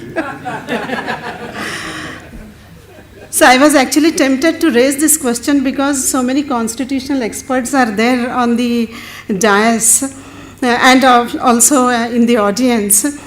So my question is, Justice Ramajoyce made a reference to Article 86 of the Constitution, wherein the President can send a message to the Council of Ministers. So my question was, or rather my question is, so we all know that in the case of Afzal Guru, the pardon application has been pending for a long time, and it also so happened that after the former president retired from his office, he made a statement which has come in the newspapers that the papers were not brought before him at all, they were not sent to him at all. So my question is, can the president not make use of Articles 86 of the Constitution and call for the papers in view of such an important issue that had arisen? It was a case of our democracy, our parliamentary democracy being challenged by a terrorist. So my point is, Article 86 is not being used by the president, sir. Thank you, sir. You are right. The president is not a mere rubber stamp. The 86, as I said, even in 87, though cabinet prepares the speech, if there are some burning issues, the president can refer to the burning issues and request the parliament to debate. Similarly, regarding 86, if a person who has attacked parliament itself and has been sentenced to that and the Supreme Court has confirmed it and review has been dismissed, the president cannot shut his eyes. He can say, where is the paper, please send me. So therefore, we can say there is a dereliction duty on the part of the president. But one thing I have to say about Veena, she is principal of a law college, and she is the one lady who has written an article saying reservation for women in legislature is a sheer politics.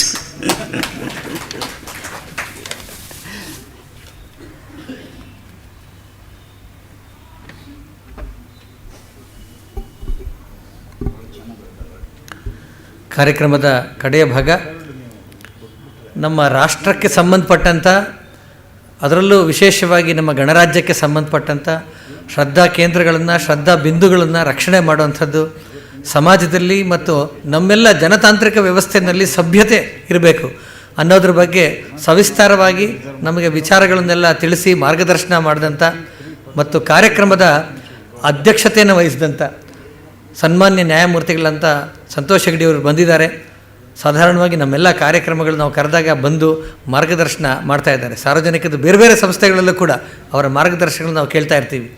ಇವತ್ತು ನಮ್ಮ ಗೋಖಲೆ ವಿಚಾರ ಸಂಸ್ಥೆಯ ಕಾರ್ಯಕ್ರಮಕ್ಕೆ ಬಂದು ಅಧ್ಯಕ್ಷತೆ ವಹಿಸಿ ಅವರು ಈ ಕಾರ್ಯಕ್ರಮ ನಡೆಸಿಕೊಟ್ಟಿದ್ದಕ್ಕೆ ನಮ್ಮ ಗೋಖಲೆ ಸಾರ್ವಜನಿಕ ವಿಚಾರ ಸಂಸ್ಥೆಯ ಪರವಾಗಿ ಹಾಗೂ ತಮ್ಮೆಲ್ಲರ ಪರವಾಗಿ ಅವರಿಗೆ ಅನಂತ ಧನ್ಯವಾದಗಳನ್ನು ನಾನು ಸಮರ್ಪಿಸ್ತೀನಿ.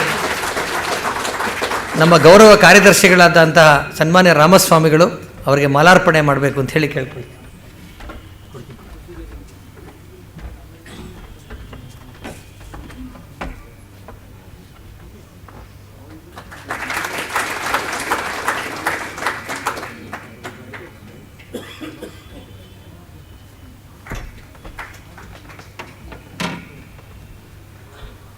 ಇವತ್ತು ಮುಖ್ಯ ಭಾಷಣವನ್ನು ಮಾಡಿದಂಥ ನ್ಯಾಯಮೂರ್ತಿಗಳಂತ ಸನ್ಮಾನ್ಯ ರಾಮಜೋಯಿಸ್ರವರು ಗೋಖಲೆ ಸಾರ್ವಜನಿಕ ವಿಚಾರ ಸಂಸ್ಥೆಗೆ ಸದಾ ಮಾರ್ಗದರ್ಶಕರು. ನಮ್ಮೆಲ್ಲ ವಿಚಾರಗಳನ್ನು ನಾವು ನಡೆಸ್ತಕ್ಕಂಥ ಕಾರ್ಯಕ್ರಮದ ಬಗ್ಗೆ ಆಸಕ್ತಿ ವಹಿಸಿ ಸದಾ ಮಾರ್ಗದರ್ಶನ ಮಾಡ್ತಾಯಿದ್ದಾರೆ. ಇವತ್ತು ತಮ್ಮ ವಿದ್ವತ್ಪೂರ್ಣ ಭಾಷಣವನ್ನು ಮಾಡಿ ನಮಗೆ ಸ್ವತಃ ತಮ್ಮ ಅನುಭವಪೂರ್ಣವಾದಂಥ, ಅವರು ನ್ಯಾಯತಜ್ಞರಾಗಿ ಸ್ವತಃ ರಾಜ್ಯಪಾಲರ ಒಂದು ಆಫೀಸ್ನಲ್ಲಿ ಕೂತು ಆ ಎಲ್ಲ ಅನುಭವಗಳನ್ನು ಪಡ್ಕೊಂಡು ನಮ್ಮ ಮುಂದೆ ಇಟ್ಟಿದ್ದಾರೆ. ಅವ್ರಿಗೂ ಗೋಖಲೆ ಸಾರ್ವಜನಿಕ ವಿಚಾರ ಸಂಸ್ಥೆಯ ಪರವಾಗಿ ಧನ್ಯವಾದಗಳು. ರಾಮಸ್ವಾಮಿಗಳು ಅವರಿಗೆ ಮಾಲಾರ್ಪಣೆ ಮಾಡಬೇಕು ಅಂತ ಹೇಳಿ ಕೇಳ್ಕೊಳ್ತೀನಿ.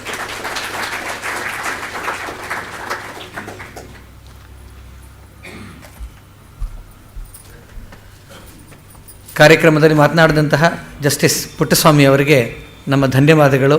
ಹಾಗೇನೇ ಒಂದು ಎಲ್ಲರ ಮನಸ್ಸಿನಲ್ಲೂ ಕಾಡ್ತಾ ಇದ್ದಂಥ ಅಫ್ಸಲ್ ಗುರುವಿನ ಪ್ರಶ್ನೆಯನ್ನು ತೆಗೆದಂಥ ಶ್ರೀಮತಿ ವೀಣಾ ಅವ್ರಿಗೂ ಕೂಡ ನಮ್ಮ ಧನ್ಯವಾದಗಳು.